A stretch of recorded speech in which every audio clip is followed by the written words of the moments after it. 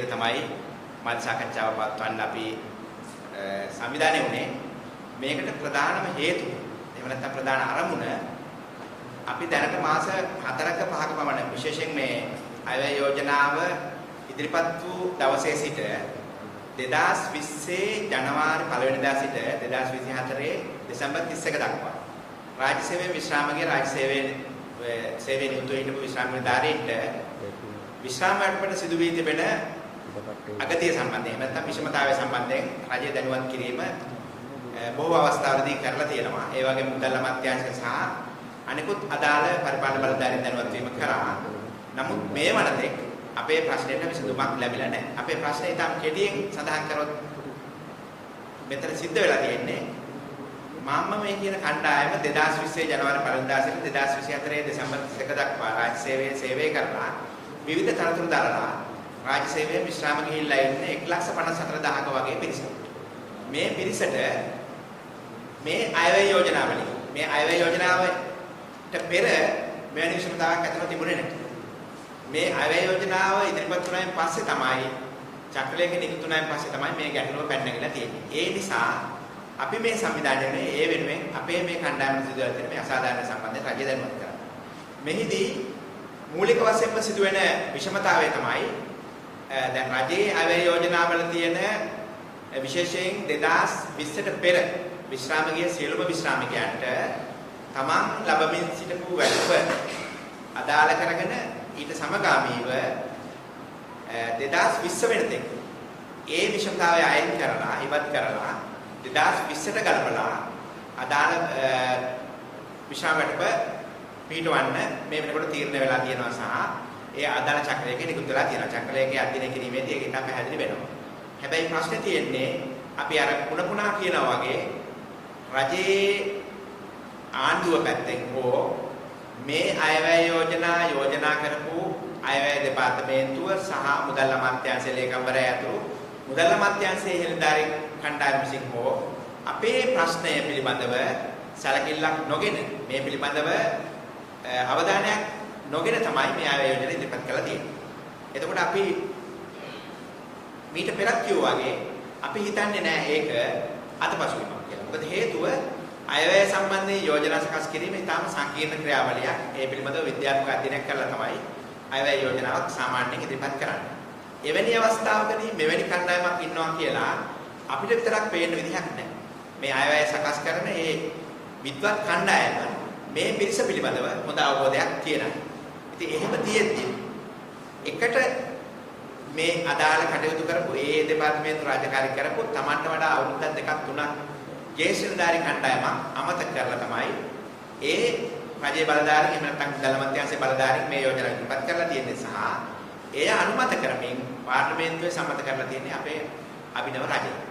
ඉතින් අපි අර හැමදාම කියනවා වගේ අපිපත් කරගත්තු ආණ්ඩුවක් තියෙනවා. එවැනි ආණ්ඩුවකින් අපි බලාපොරොත්තු නොවෙච්චි අවසරවත් තත්ත්වයක් තමයි මේ උද්ගත වෙලා තියෙන්නේ.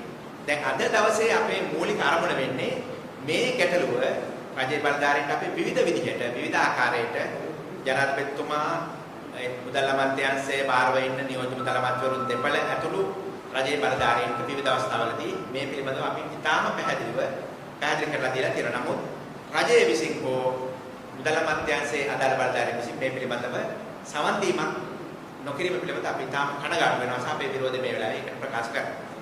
ඇත්තටම අද දවසේ පැනනගලා තියෙන මේකට ආසන්නම හේතුව තමයි මේ පිළිබඳව අපි කරපු දැනුවත් කිරීම පිළිබඳව අවධානය යොමු නොකිරීම නිසාම පහුගිය මැයි මාසයේ 2 වෙනිදා මේ ඉන්න විශ්‍රාමිකයන් පිරිසෙන් කණ්ඩායමක් අපි නියෝජිත පිරිසක් ජනාධිපති මන්දිරයේ අවට ඒ අසල උද්ඝෝෂණයක් කරා. උද්ඝෝෂණය කරන අවස්ථාවේදී උද්ඝෝෂණකයන් අතරට පැමිණිලා රජයේ බලධාරීන් විශේෂයෙන් රජයේ ජනාධිපතිතුමා පත් කරලා ඉන්න මේ සම්බන්ධයෙන් ක්‍රියාත්මක වෙන මහජන සම්බන්ධතා අධ්‍යක්ෂ ජෙනරාල්වරයා ගමගේ මහත්මයා හම්බෙන්න අවස්ථාවක් ඒ උද්ඝෝෂයන් අතරට ඇවිල්ලා ඉවරලා ඒගොල්ලෝ කරපු ඉල්ලීමට සමන් දීලා අපි එතුමාව හම්බෙච්ච වෙලාවේ එතුමා කිව්වේ මේ ප්‍රශ්නේ පිළිබඳව දැනුවත් වෙලා ඉන්නේ.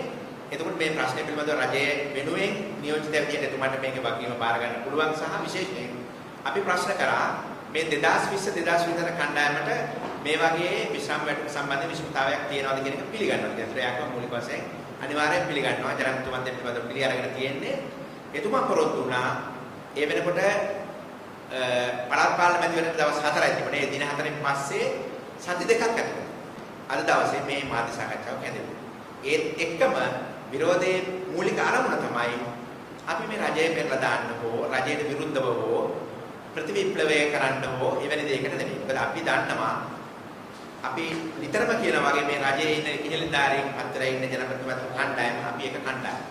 එකම කණ්ඩායමක් පහුගිය අවුරුදු 25 30 කාලයේ රාජ්‍ය සේවයේ ඉන්න වෙලාවේදී වැටුප් අර්බුදවලට විශ්‍රාම වැටුප් පත්වල සහ අනිකුත් සියලුම අර්බුදයන්ට මුහුණ දුන් කණ්ඩායමක්. ඒ කණ්ඩායම තමන්ගේම සහෝදර කණ්ඩායමක් මේ කරන ඉල්ලීම සම්බන්ධයෙන් සමන් නොදී ඒ සම්බන්ධයෙන් සාධාරණව අවස්ථාවක් නොදීම සම්බන්ධයෙන් තමයි අපේ විරෝධය තියෙන්නේ.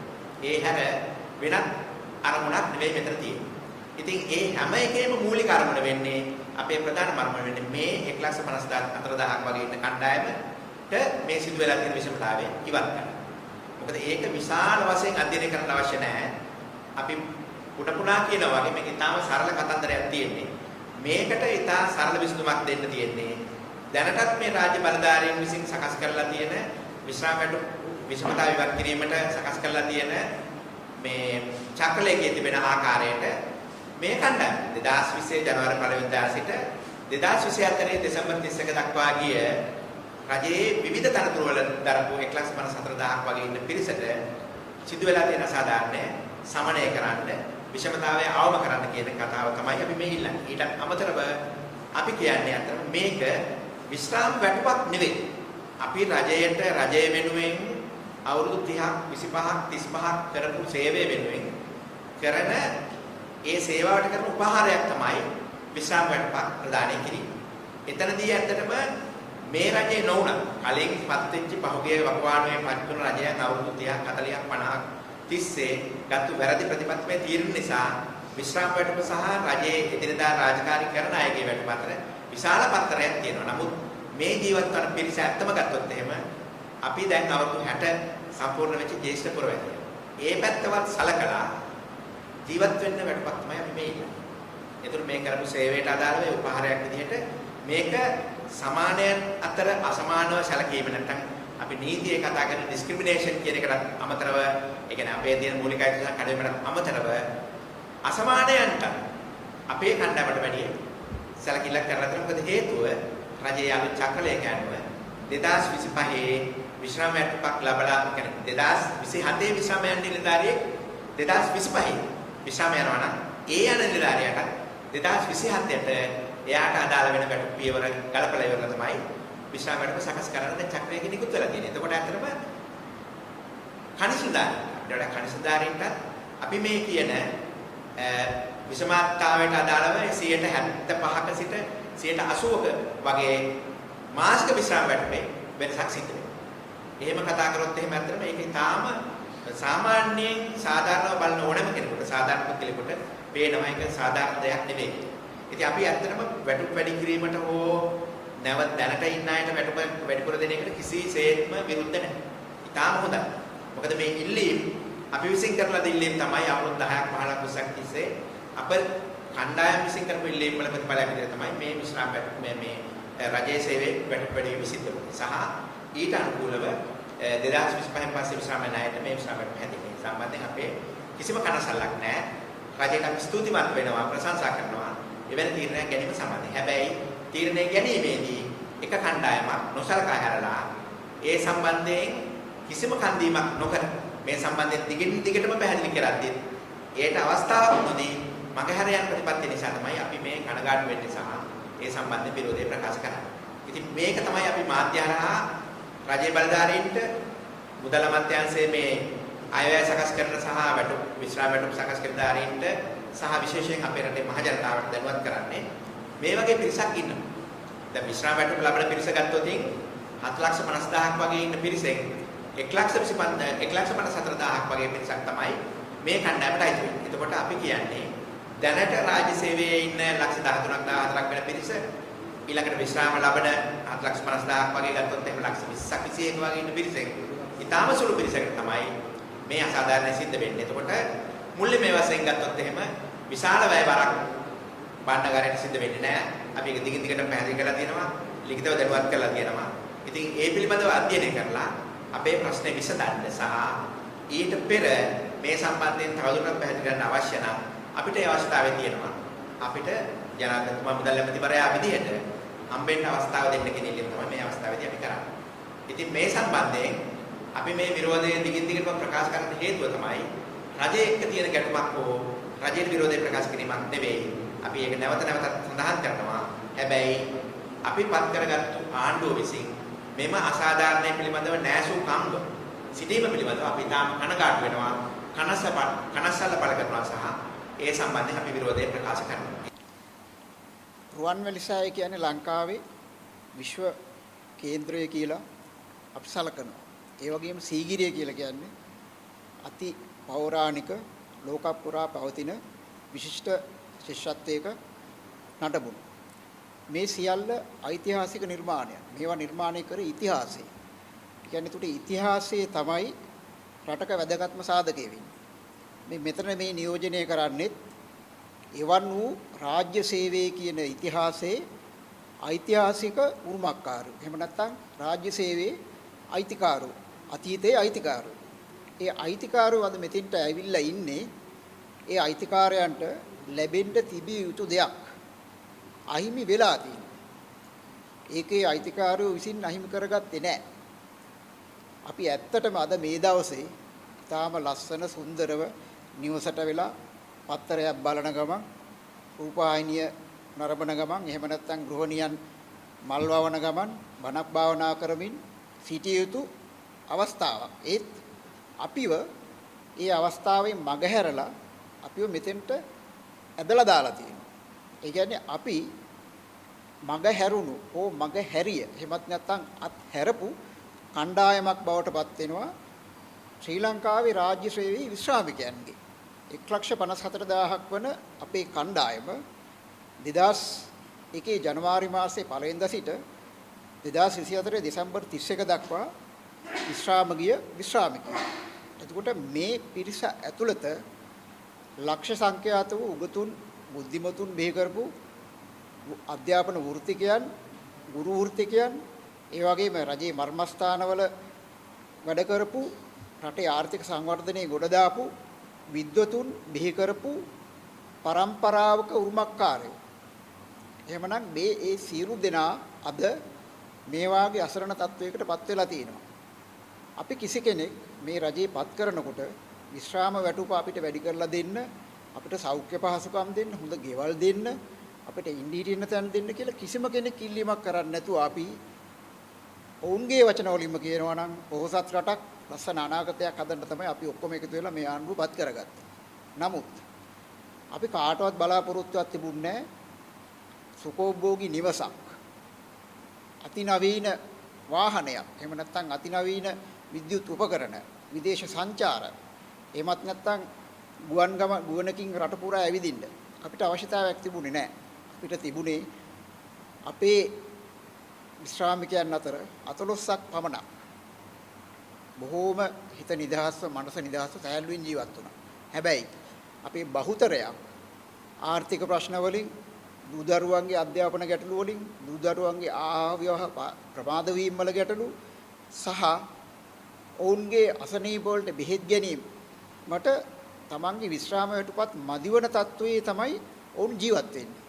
ඒකට මේ හැම කෙනෙක්ම බලාපොරොත්තු වුණේ මෙන්න මේකට අපිට උත්තරයක්. හැබැයි අපි ඊට කලින් ඒව කරගෙන ගියා. අපිට ඒව ගැන ඔළුවට ගැටලුවක් ආවේ නැහැ. අයවැය තුලින් රාජ්‍ය සේවයේ වැටුප් වැඩි කරනකොට විශ්‍රාමිකයන්ටත් වැටුප් වැඩි කිරීමක් වුණා. 2019ට පෙර 96 සිට කොටස 2019 දෙසැම්බර් 31 දක්වා සියලුම කෙනාට විශ්‍රාම වැටුප ගැලපුවා. ඒ එක්කම 2025 විශ්‍රාම යන අයට 2027 විශ්‍රාම වැටුප් දෙන්න තීරණය කරා. ඒක ඊටාම ප්‍රශංසනීය. අපි ඒක අගය කරනවා. මොකද ඒගොල්ලෝ ඇවිල්ලා අපේ කනිෂ්ඨයෝ. එතකොට අපේ ජ්‍යෙෂ්ඨයෝ කොටසක් පිටිපස්සෙන් ඉන්නවා. අපි බලා හිටියා ජ්‍යෙෂ්ඨයන්ට මොකද වෙන්නේ කියලා. ඒකට ජ්‍යෙෂ්ඨයන්ටත් සාධාරණයක් කරලා තිනවා. එතකොට අපේ කනිෂ්ඨයන්ට සාධාරණයක් වෙනවා. නමුත් මේ අතර කොටසක් හිස්තනක් තියෙනවා. මේ හිස්තන පුරව ගන්න අපි ඊටාම සුහදව සාමකාමීව විනයගරුකව නීතිගරුකව සහ මනා සංයමයකින්. මොකද මෙතන මේ ඉන්න හැම කෙනෙක්ම මේ රටේ ඉන්න උගත් බුද්ධිමත් පරපුරක්. ඒකට ඒ අය ඒ තමන්ගේ උගත්කම බුද්ධිමත්කම හැදියාව විනය කියන සියල්ලම ගලපගෙන තමයි මෙතෙන්ට ආවේ. අයවැය එළියට දාපු වෙලාවෙම සතියක් ඇතුළත මේක අපි ඉදිරිපත් කරනවා. අපි ඉල්ලුවේ අපිට සාකච්ඡාවක්. විෂමතාවයේ ගැන කතා කරන්න සාකච්ඡාවක්.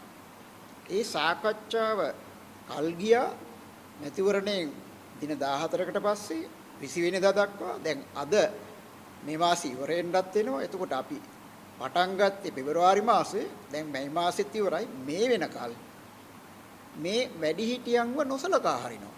මේක මන් දකින්න එක පැත්තකට මේ 60 දශකයේ සහ 70 දශකයේ අතර තියෙන પરම්පරා ගැටුමක් කියලා. අපි 60 දශකයේ අපිට අධ්‍යාපනය, උගත්කම, බුද්ධිය සහ අත්දැකීම් වලින් පරිපූර්ණත්වයකින් තමයි අපි රාජ්‍ය සේවය කරේ. අපේ මේ පරිපූර්ණ දැනුම අපි රටට දුන්නා. අපි එතන හිටියා. විශේෂයෙන් 87 88 භීෂණ යුගවල තාරුණ්‍ය කියන එක අවාසනාවක් කියලා හිතපු කාලෙක අපි ජීවත් වුණේ.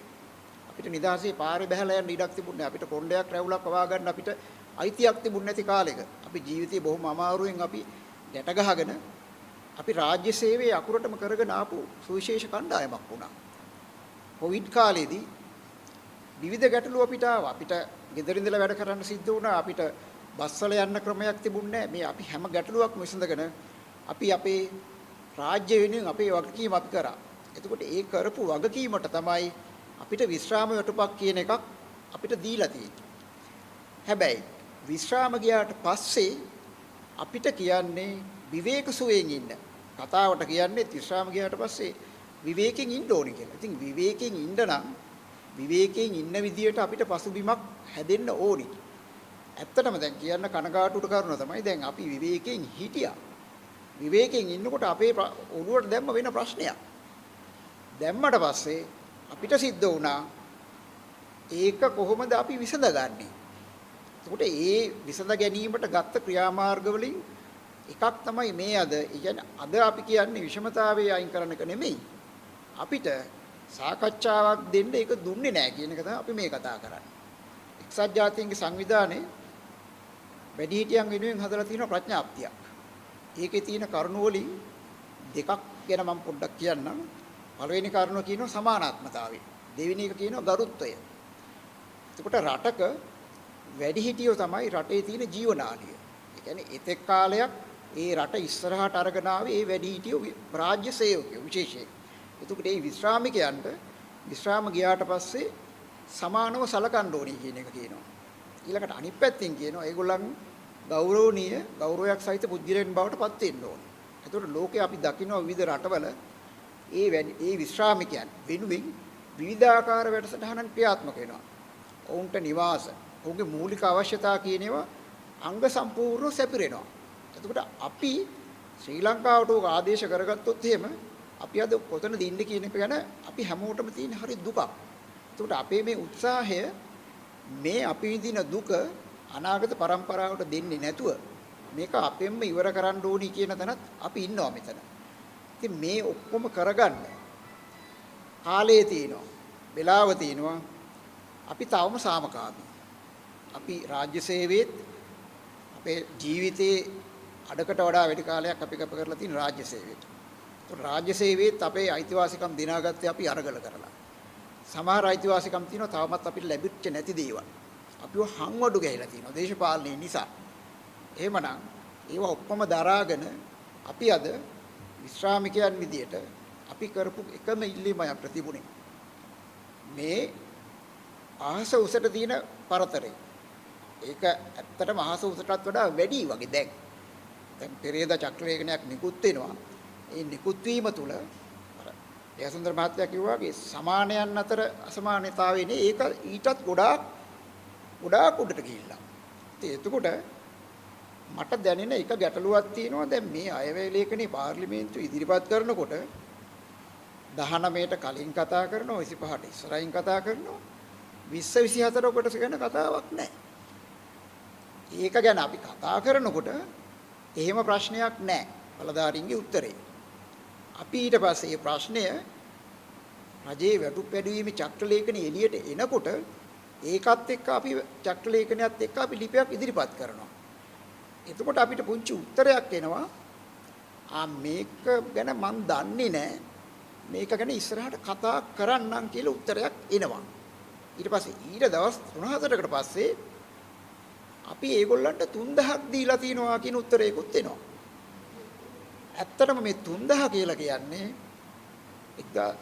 2024 අවුරුද්දේ අගෝස්තු මාසේ 18 එවකට හිටපු රාජ්‍ය පරිපාලන ලේකම්වරයා විසින් නිකුත් කරපු සියලුම ශ්‍රාමිකයන්ට වැටුප් වැඩි කරපු රුපියල් 3000.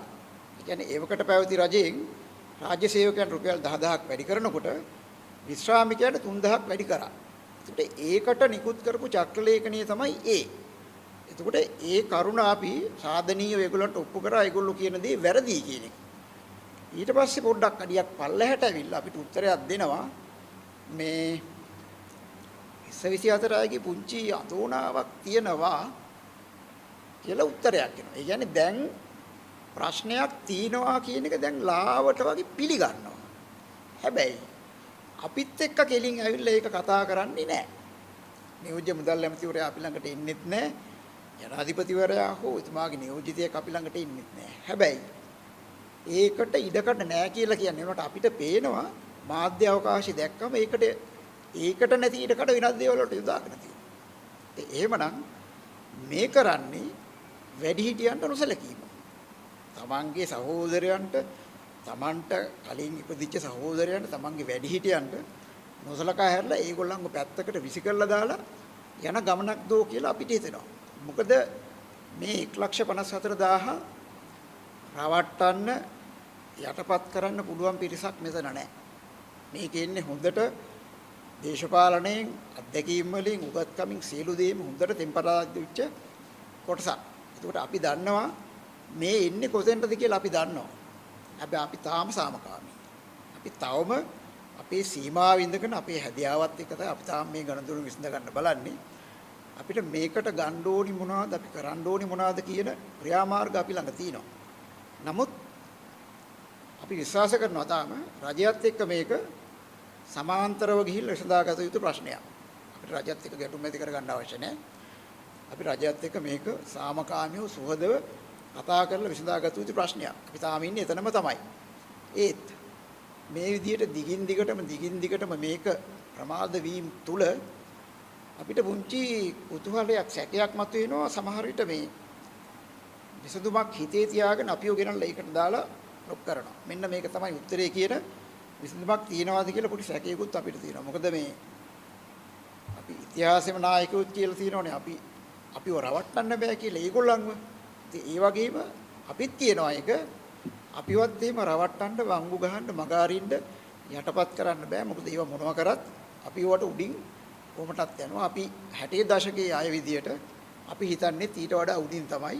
මොකද ඒ උඩින් විසඳලා ගනුදෙනුව බේර ගන්න අවශ්‍ය නිසාම තමයි අපි මේ මාධ්‍ය දැනුවත් කරලා පොත්පත් දැන්වීම නිකුත් කරලා අපි සාමකාමී විරෝධතාවයක් පාලා මේ හැමදේම කරේ මේක අපිට සාමකාමීව විසඳ ගන්න ඕන නිසාමයි.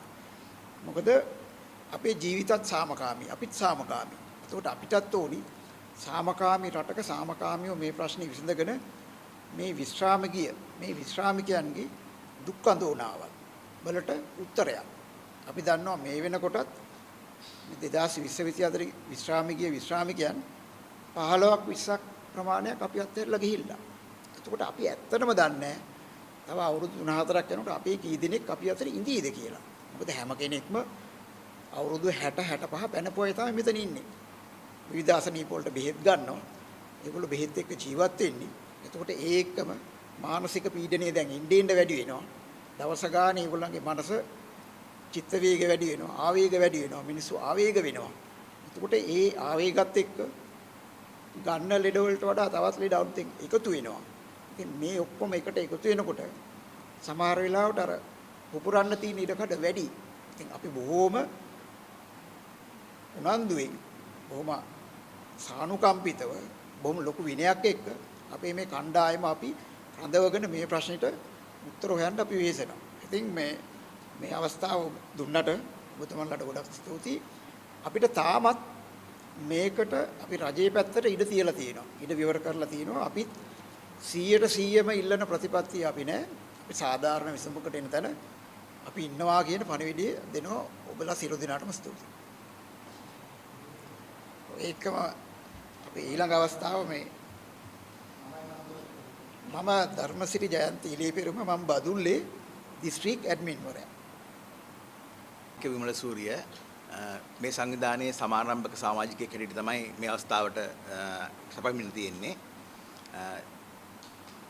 මට මුලින්ම කියන්න තියෙන්නේ මෙවර ආණ්ඩුව මගින් පහුගිය අයවැයේදී විශ්‍රාමිකයා මත විශාල වැටුප් විෂමතාවයක් නිර්මාණය කළා තියෙනවා.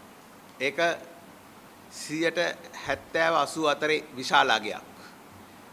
මේකෙන් අදහස් කරන්නේ අපි ලබන විශ්‍රාම වැටුපට වඩා 70-80 අතර වැඩි අගයකින් විශ්‍රාම වැටුපක් අනාගතයේ විශ්‍රාමයන් අය ලබනවා.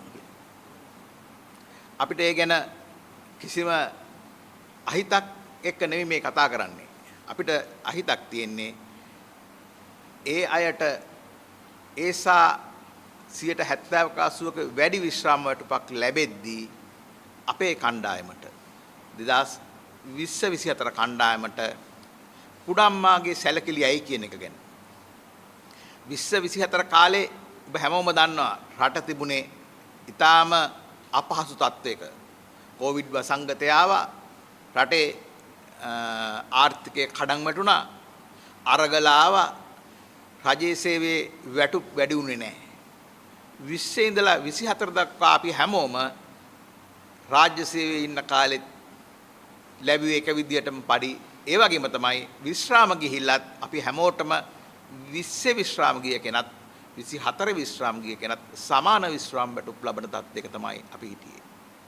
නමුත් ඒ කාලය තුල වැටුප් වැඩි නොවීම නිසා මේ ආණ්ඩුව විසින් පහුගිය අයවැයේදී විශාල වැටුප් වැඩිවීමක් කළා. ඒ ගැන අපි සන්තෝෂ වෙනවා.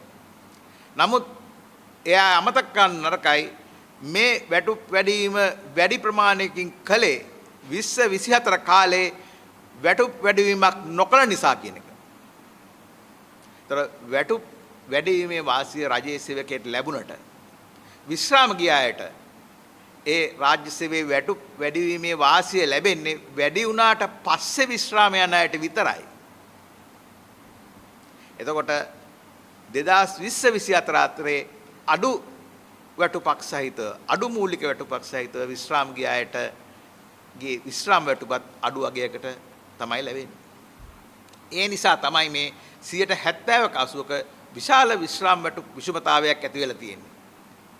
මේ தত্ত্বය රාජ්‍ය සේවයේ සියලුම නිලධාරීන්ට ඉහළ සිට පහළටම නුපුහුණු කම්කරුවාගේ සිට රාජ්‍ය සේවයේ ඉහළම නිලධාරියා හැටියට සැලකෙන අමාත්‍යාංශ ලේකම්වරයෙක් දක්වාම මේ විෂමතාවය බරපතල විදියට තියෙනවා.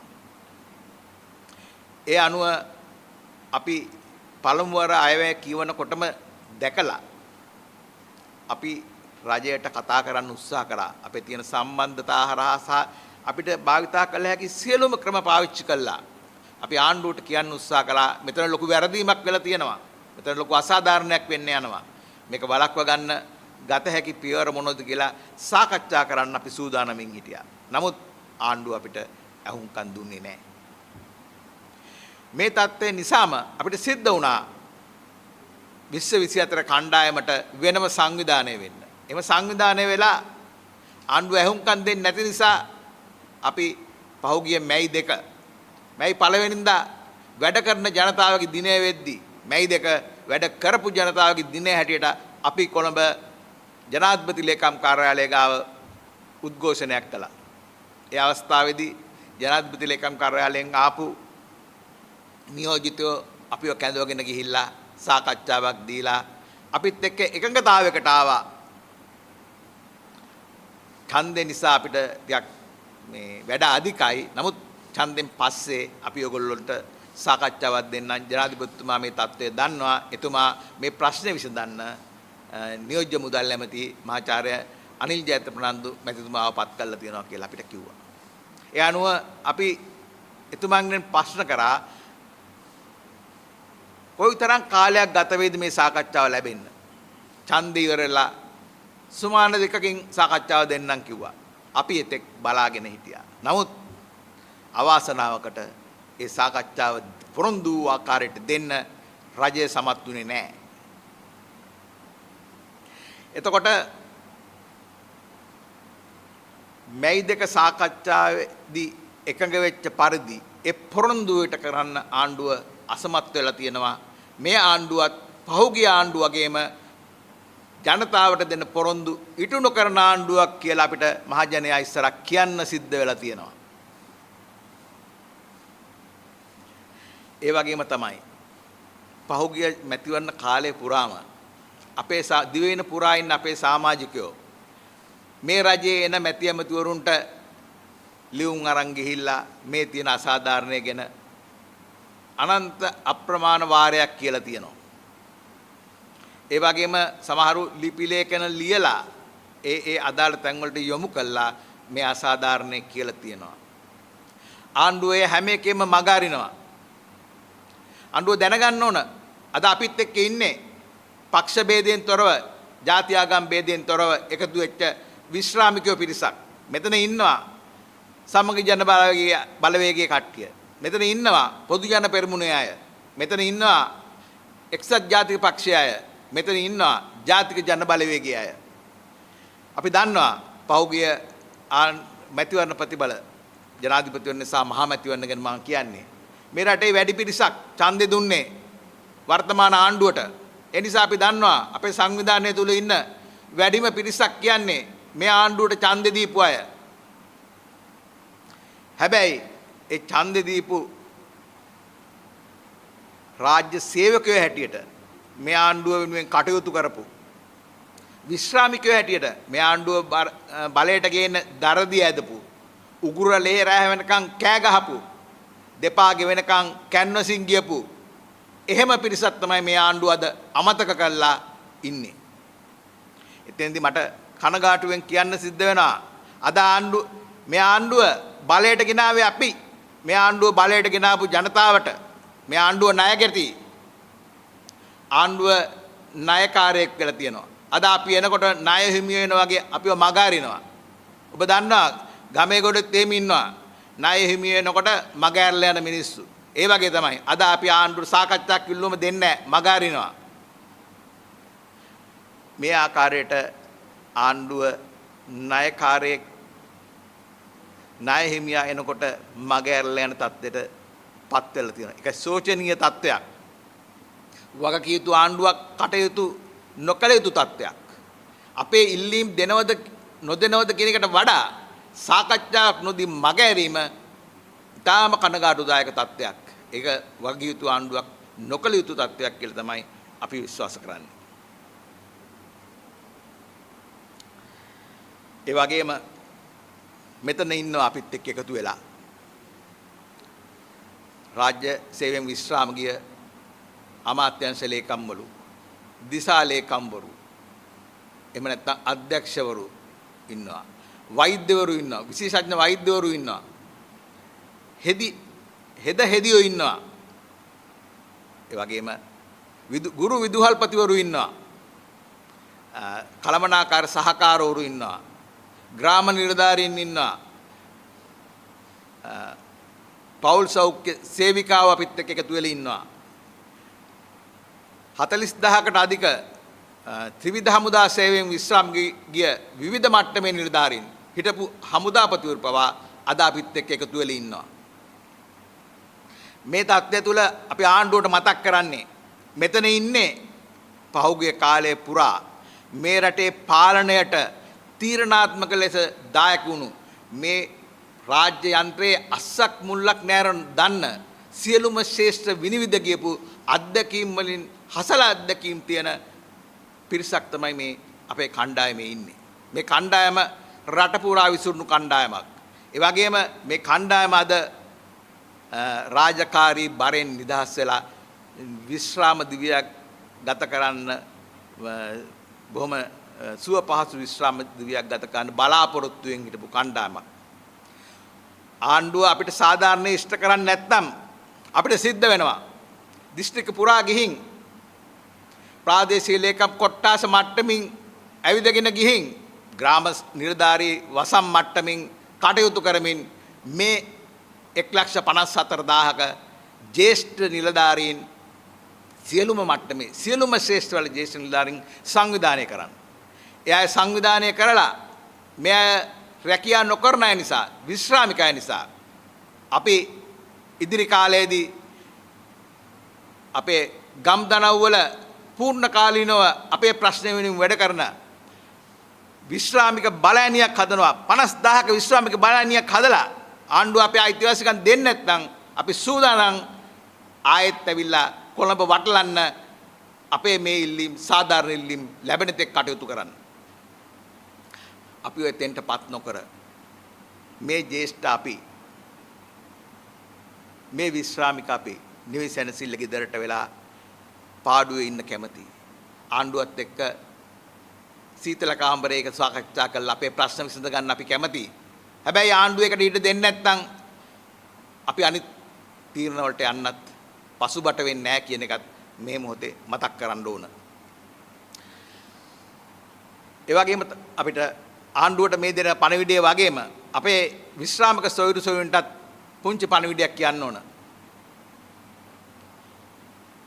2024 කාලේ විශ්‍රාම ගිය රාජ්‍ය ඔබ 2024 කාලයේ විශ්‍රාම ගිය රාජ්‍ය සේවකයෙක් නම් පළමුව ඔබ දැනගන්න ඕන ඔබට අසාධාරණයක් වෙලා තියෙනවා කියලා.